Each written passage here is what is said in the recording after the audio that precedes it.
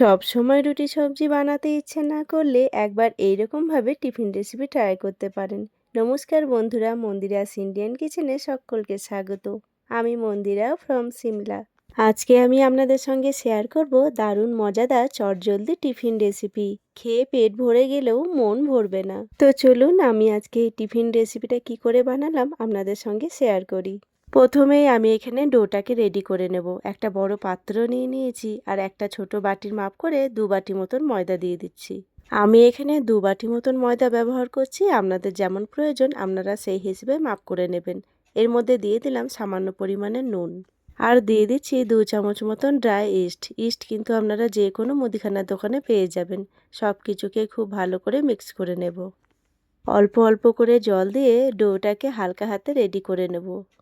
খুবই হালকা হাতে কাজটা করতে হবে। যেমনভাবে লুচি পরোটার আটার ডো মাখি সেরকম কিন্তু মাখবো না, একদম হালকা করেই মাখবো। ডোটা আমার এখানে রেডি হয়ে গেছে আর দেখুন একদম সফটভাবে ডোটাকে আমি মেখেছি, হাতে লেগেও যাচ্ছে। ঠিক এই পর্যায়ে ডোটাকে আমি ঢাকা দিয়ে আধ ঘন্টার জন্য রেখে দেব। আপনাদের কাছে যদি সময় বেশি থাকে আপনারা 1 ঘন্টার জন্য রেখে দিতে পারেন। আমি এবার পুরটাকে রেডি করে নেব। আগে থেকে দুটো আলুকে সিদ্ধ করে রেখে দিয়েছিলাম। একটা কাঁটা চামচের সাহায্যে ভালো করে আলুগুলোকে ম্যাশ করে নিচ্ছি। আলুগুলো আমার এখানে ভালো করে ম্যাশ করা হয়ে গেছে। গ্যাসের মধ্যে একটা কড়াই বসিয়ে দিয়েছি আর কড়াইয়ের মধ্যে দিয়ে দিচ্ছি সামান্য পরিমাণে সাদা তেল। দিয়ে দিচ্ছি 1 চামচ মতন গোটা জিরে। জিরেটা একটু ভাজা ভাজা হয়ে গেলে এর মধ্যে দিয়ে দিচ্ছি সিদ্ধ করে রাখা আলুটাকে। আমি আজকের এই টিফিন রেসিপিটা একদম নিরামিষভাবে বানাবো, তাই পেঁয়াজ ব্যবহার করলাম না, কিন্তু আপনারা চাইলে এর মধ্যে কিছুটা পরিমাণে পেঁয়াজ কুচি আর রসুন কুচি দিয়ে দিতে পারেন। এর মধ্যে দিয়ে দিচ্ছি দুটো কুচিয়ে রাখা কাঁচা পাকা লঙ্কা। দিয়ে দিচ্ছি পরিমাণ মতন হলুদের গুঁড়ো, দিয়ে দিচ্ছি 1 চামচ মতন জিরের গুঁড়ো আর দিয়ে দিচ্ছি 1 চামচ মতন কাশ্মীরি রেড চিলি পাউডার। কালারটা সুন্দর হবে সেই কারণে। সব কিছুকে দিয়ে খুব ভালো করে নাড়াচাড়া করে নিচ্ছি। সব সময় রুটি সবজি বানাতে ইচ্ছে না করলে এইরকমভাবে একবার টিফিন রেসিপি বানিয়ে দেখতে পারেন। হয়ও খুব তাড়াতাড়ি আর খেতেও হয় দুর্দান্ত। আর বাচ্চাদের স্কুলের টিফিন বক্সে দিলে কিন্তু বাচ্চারাও ভীষণ খুশি হবে। পেটও ভরা থাকবে অনেকক্ষণ অবধি। মশলাগুলোকে আমি এখানে ভালো করে মিক্স করে নিয়েছি। এবার এর মধ্যে দিয়ে দিচ্ছি পরিমাণ মতো নুন।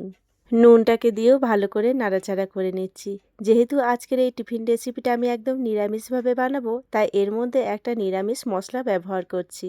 সানরাইজ সবজি মশলা, এটা একদম নিরামিষ। এখান থেকে 1 চামচ মশলা আমি এর মধ্যে দিয়ে দিচ্ছি। আপনারা চাইলে কিন্তু এখানে ম্যাগি মশলাও ব্যবহার করতে পারেন। আমি যেহেতু একদম নিরামিষভাবে বানাচ্ছি তাই ম্যাগি মশলাটাকে স্কিপ করে গেলাম। মশলাটাকে দিয়েও খুব ভালো করে নাড়াচাড়া করে নিচ্ছি। এবার সবার শেষে দিয়ে দেবো কিছুটা পরিমাণে কাসুরি মেথি। আপনারা চাইলে কাসুরি মেথির জায়গায় ধনেপাতাও ব্যবহার করতে পারেন। আমার কাছে ধনেপাতা ছিল না তাই কাসুরি মেথিটাই দিলাম। কাসুরি মেথিটা দিলেও কিন্তু খেতে ভীষণ ভালো লাগে। আমার এখানে আলুর পুরটা একদম রেডি হয়ে গেছে। এবার একটা প্লেটের মধ্যে তুলে নিচ্ছি। আলুর পুরটাকে স্প্যাচুলারের সাহায্যে চারিদিকে ছড়িয়ে দিচ্ছি যাতে পুরটা তাড়াতাড়ি ঠান্ডা হয়ে যায়। এবার যে আটার ডোটাকে আধ ঘন্টার জন্য রেস্টে রেখেছিলাম সেটা দেখুন অনেকটা ফুলে গেছে আর অনেকটা সফটও হয়ে গেছে। দেখুন হাতেও লেগে যাচ্ছে। এই পর্যায়ে কিছুটা পরিমাণে ময়দা দিয়ে ভালো করে ডোটাকে রেডি করে নেব।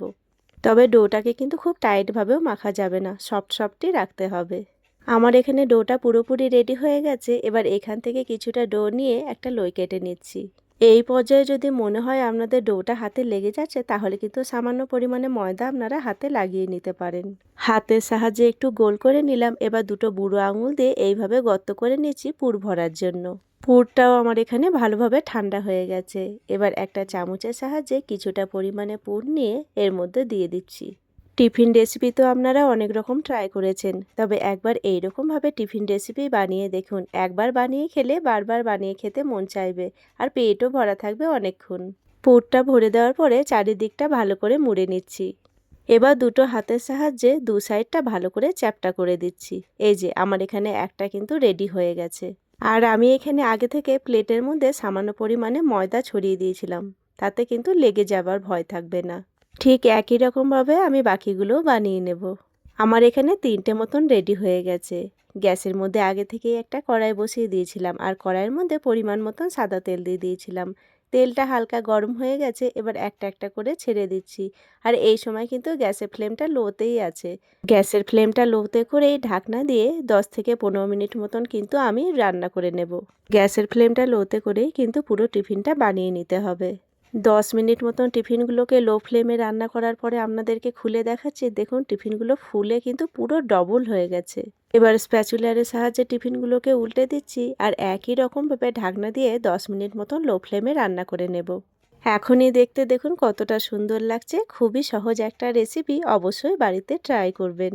আমার এই ছোট্ট ছোট্ট রেসিপিগুলো আপনাদের কেমন লাগছে অবশ্যই কমেন্ট করে জানাবেন। ভালো লাগলে লাইক, শেয়ার, সাবস্ক্রাইব করে দেবেন। আপনাদের একটা লাইক আর সুন্দর একটা কমেন্ট আমাদের আগামী দিনে আরও সুন্দর সুন্দর ভিডিও বানানোরও অনুপ্রেরণা দেয়। আর যেসব দাদা দিদিরা সুন্দর সুন্দর কমেন্ট করছেন তাদেরকে জানাই অসংখ্য ধন্যবাদ। আপনারা এইভাবেই আমার পাশে থাকবেন।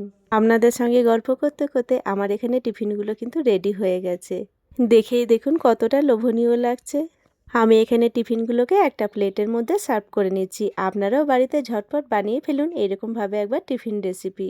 ছোট থেকে বড় সবার পছন্দ আসবে। ঠিক একই রকমভাবে আমি বাকি টিফিনগুলোকেও বানিয়ে নেব।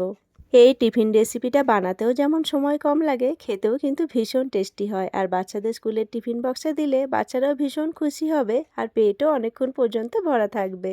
আপনাদের সঙ্গে গল্প করতে করতে আমার এখানে সব টিফিনগুলো রেডি হয়ে গেছে। দেখেই দেখুন কতটা লোভনীয় লাগছে। আর এখান থেকে একটা টিফিন আপনাদেরকে ছিঁড়ে দেখাচ্ছি। দেখুন ভেতর থেকে কতটা সুন্দর হয়েছে, কতটা সফট হয়েছে আর ভেতরে পুরে ঠাসা। দেখেই দেখুন জিভে জল এসে যাচ্ছে। আপনারাও কিন্তু ঝটপট বাড়িতে বানিয়ে ফেলুন এরকমভাবে একবার টিফিন রেসিপি। ভিডিওটাও তাহলে এখানেই শেষ করলাম। আমার আজকের রেসিপি আপনাদের কেমন লাগলো অবশ্যই কমেন্ট করে জানাবেন। ভালো লাগলে লাইক, শেয়ার, সাবস্ক্রাইব করে দেবেন। আবারও আসবো নতুন কোনো একটা রেসিপি নিয়ে। ততক্ষণের জন্য সবাই ভালো থাকবেন, সুস্থ থাকবেন। এতক্ষণ পর্যন্ত আমার সঙ্গে থাকার জন্য সকলকে জানাই অসংখ্য ধন্যবাদ।